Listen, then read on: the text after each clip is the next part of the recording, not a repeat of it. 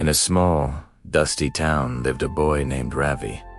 He was only 15, but life had already forced him to grow up fast. Every single morning, while kids his age were getting ready for school, Ravi was at the bus stand, selling biscuits and tea packets. His father was a rickshaw puller, his mother cleaned houses, and together, their earnings were barely enough to survive.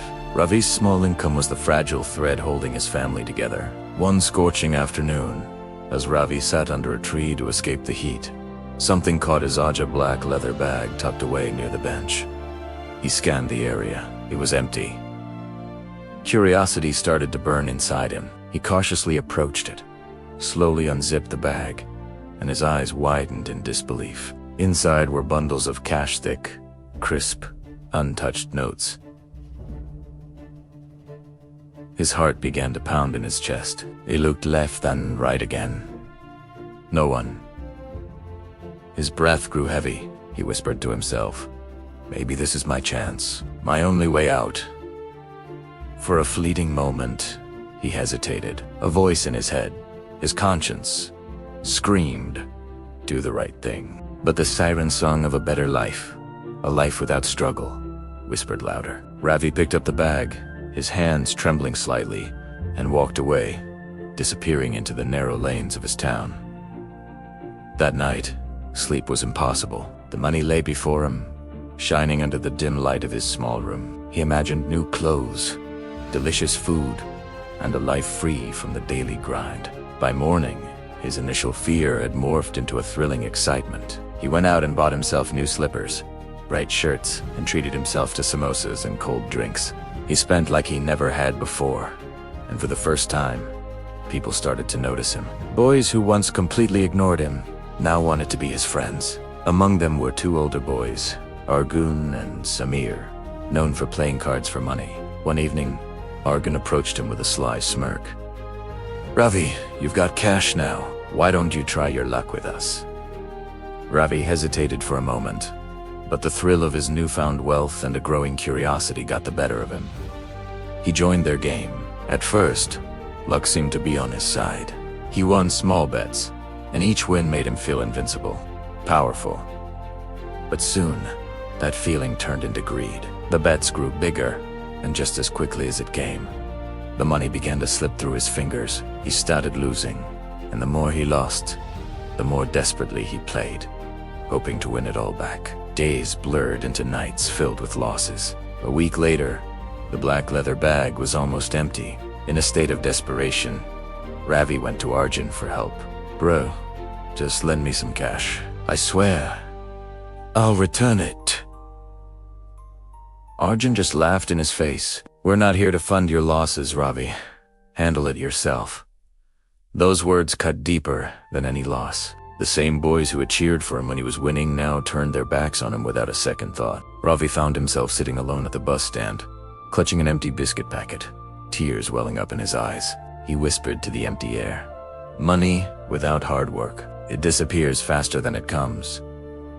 The very next morning, Ravi was back to his old routine, selling biscuits, no fancy clothes, no new friends. It was just him. But this time, something inside him had changed. His heart felt different. Every evening, after a long day's work, he started saving a few coins in a small bottle he kept hidden under his bed. Day after day, week after week, the bottle slowly, steadily began to fill up. One afternoon, while selling biscuits, Ravi noticed a man nearby selling sugarcane juice. There was always a crowd at his stall, people laughing and enjoying the cool, sweet drink. Ravi watched him for a while, a new thought taking root in his mind. He whispered to himself, "If he can do it, so can I." That single thought changed everything. For the next few months, Ravi worked tirelessly. He saved every single rupee he could. He learned to ignore temptations, spent nothing that wasn't absolutely necessary, and kept his new dream alive in his heart. Finally, after months of relentless hard work and sacrifice, he held 3,000 rupees in his hands. It wasn't a fortune, but it was his. Every rupee was earned through his own sweat and effort. He bought a small second-hand juicer and set up his very own stall under a large banyan tree. On his first day, he earned 120 rupees. It was a start. By the third month, his daily earnings had climbed to over 400 rupees a day. His hands often smelled of sugarcane and sweat, but his heart was overflowing with a pride he had never known before. One afternoon, his old school teacher, Mr. Verma, stopped by his stall. He looked at Ravi, then at the stall, with surprise in his eyes. "Ravi, you started all this on your own?" he asked. Ravi smiled shyly. "Yes, sir." "No shortcuts this time." Mr. Verma nodded, his face beaming with pride. "That's the spirit, my boy. That's the true spirit." A few days later, one of his former classmates, a girl named Neha, recorded a short video of Ravi at his stall and posted it online. She told his story. The video went viral. People were captivated by his journey. They admired his determination, his honesty, and his courage to start over.